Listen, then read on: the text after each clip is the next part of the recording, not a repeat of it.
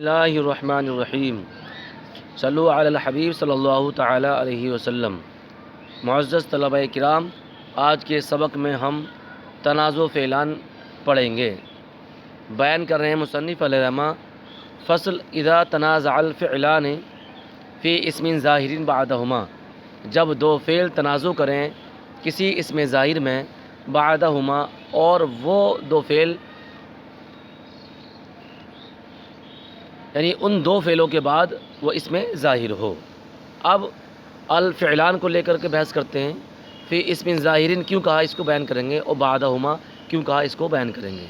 پہلا بیان کرتے ہیں کہ الفعلان کہا یعنی جب دو فعل تنازع کریں، تو یہاں پر ایک اعتراض کر سکتے ہیں کہ صاحب شبہ فعل بھی تو اس میں ظاہر میں عمل کرتا ہے، جیسا کہ دو فعل اس میں ظاہر میں عمل کرتے ہیں، زید ضارب و مکرم امرن، تو یہاں پر امرن سے پہلے دو شبہ فعل ہیں، یعنی ضارب اور مکرم۔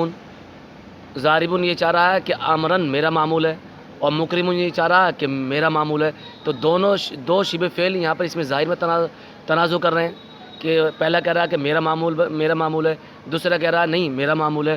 تو جس طرح دو فعل تنازع کرتے ہیں، ایسے ہی دو شبہ فعل بھی تنازع کرتے ہیں۔ تو مصنف علیہ الرحمہ نے الفعلان کہا، شبہ فعلان نہیں کہا، یا ایسی چیز کہتے ہیں جو دونوں کو شامل ہو جاتا، یعنی کہہ دیتے اذا تنازع العاملان، جب دو عامل تنازع کریں تو عامل فعل کو بھی شامل ہو جاتا اور شبہ فعل کو بھی شامل ہو جاتا۔ تو اس کا جواب یہ دیا جائے گا کہ صاحب فعل عمل میں یہ اصل ہوتا ہے، اور شبہ فعل یعنی اسم فاعل، اسم مفعول، صفت مشبہ وغیرہ یہ عمل میں یہ اس کی فرع ہے۔ تو الفعلان کہہ دیا کہ اصل کو ذکر کر دیا کہ اصل میں فرع کا ذکر پا لیا جاتا ہے، یعنی اصل کے اندر فرع کو پا لیا جاتا ہے، اس لیے مصنف علیہ الرحمہ نے الفعلان کہا، العاملان یا شبہ فعلان نہیں کہا۔ پھر دوسرا اعتراض یہ کر سکتے ہیں کہ صاحب الفعلان کہا، حالانکہ تنازع دیکھا گیا ہے تین فعل میں بھی ہوتا ہے، تین فعل بھی تنازع کرتے ہیں، اور چار فعلوں کے درمیان بھی تنازع ہو جاتا ہے۔ تو الفعلان ہی کیوں کہا، تو بتایا کم سے کم مقدار کو یہاں پر لے لیا، اور کم سے کم مقدار جو تنازع کی ہے وہ دو کی ہے، اس لیے مصنف علیہ الرحمہ نے الفعلان کہا، اور زیادہ کو بیان نہیں کیا کیونکہ زیادہ کی کوئی حد نہیں ہے۔ فی اسم ظاہرین، اب اسم ظاہر کو کیا کر کے ضمیر کو نکال دیا، خواہ ضمیر متصل ہو ضمیر منفصل ہو۔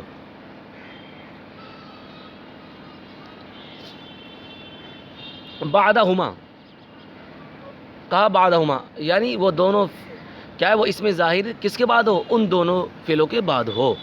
تو کیا ہے، وہ اسم ظاہر ان دونوں فعلوں کے بعد ہوگا، تو اس سے اس کو نکال دیا کہ جب کہ معمول درمیان میں آ جائے یا شروع میں آ جائے، تو اس والی صورت کو بعدہما کی قید سے نکال دیا، یعنی جب بیچ میں آ جائے گا معمول یا شروع میں آ جائے گا، تو اب کسی ایک فعل کا معمول بن جائے گا، دو فعلوں کا معمول نہیں بن سکتا، اس لیے بعدہما کی قید لگائی۔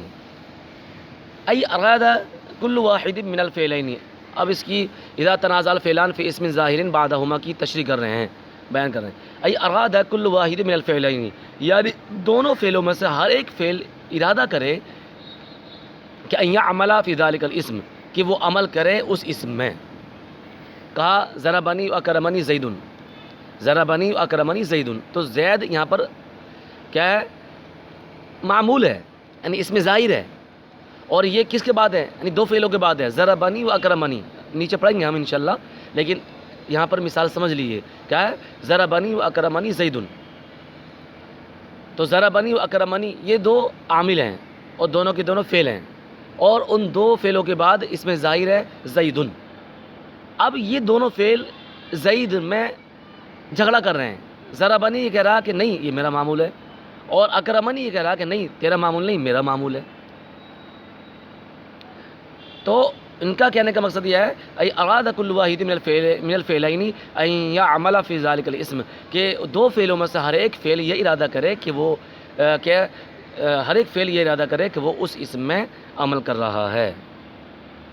تو ضربنی و کرمنی زید میں زید اس میں ظاہر ہے، دو فعلوں کے بعد ہے، اور دونوں فعل یہ اس میں ظاہر میں جھگڑا کر رہے ہیں۔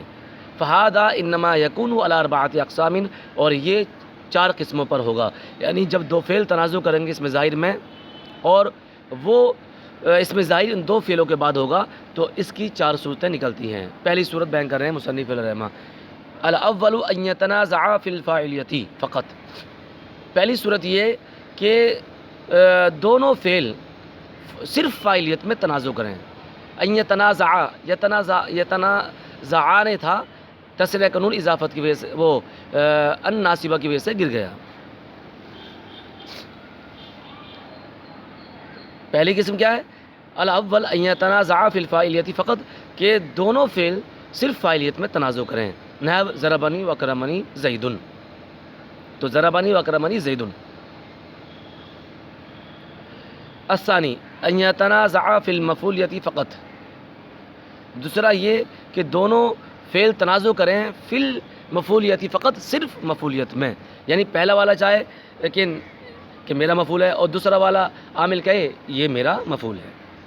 الثالث ان یتنازعا فی الفاعلیۃ والمفعولیۃ، تیسری قسم یہ ہے کہ دونوں فعل تنازع کریں فاعلیت اور مفعولیت میں، یعنی پہلا والا چاہے کہ پہلا والا عامل چاہے کہ یہ میرا معمول ہے نا، میرا فاعل ہے، اور دوسرا والا چاہے گا نہیں یہ تیرا فاعل نہیں بلکہ میرا مفعول ہے۔ بیان کرنے آگے، وَيَقْتَضِي الْأَوَّلُ الْفَاعِلَ، اور اول فاعل کا مقتضی ہوگا، یعنی اول فاعل کو چاہے گا، فاعل کا تقاضا کرے گا، وَالثَّانِي الْمَفْعُولَ، اور دوسرا والا مفعول کو چاہے گا، یعنی پہلا یہ چاہے گا کہ میرا فاعل ہے، اور دوسرا عامل یہ چاہے گا نہیں تیرا فاعل نہیں میرا مفعول ہے۔ جیسے ضربنی واکرمت زیدن، ضربنی واکرمت زیدن، تو اب زیدن یہاں پر نسب دیا،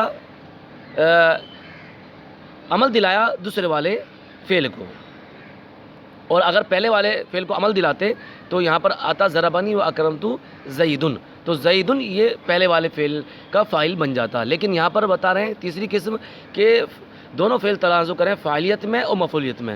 فاعلیت و مفعولیت کہہ کر کے، یعنی پہلے فاعل کو بیان کیا بعد میں مفعول کو بیان کر دیا، تو بتانا مقصد یہ ہے کہ پہلا والا عامل یہ چاہے گا کہ میرا فاعل ہے وہ، اور دوسرا والا عامل یہ چاہے گا کہ وہ میرا مفعول ہے، اس لیے فاعلیت و مفعولیت کہا۔ الرابع عکسہ، اور چوتھی قسم اس کا برعکس ہے، یعنی دونوں فعل تنازع کریں فی المفعولیت والفاعلیت، یعنی پہلا چاہے کہ میرا مفعول ہے اور دوسرا چاہے کہ نہ تیرا مفعول نہیں بلکہ میرا فاعل ہے۔ مثال دے رہے ہیں، ضربت اکرمنی زید، یہاں پر ایک اشارہ اور سمجھ لیجئے، وہ یہ کہ یہاں پر مصنف علیہ الرحمہ نے بصریوں کے مذہب کو اختیار کیا ہے، کیونکہ بصری حضرات یہ فعل ثانی کو عمل دلاتے ہیں، اور یہاں پر فعل ثانی کو عمل دلایا گیا ہے 4 قسموں میں۔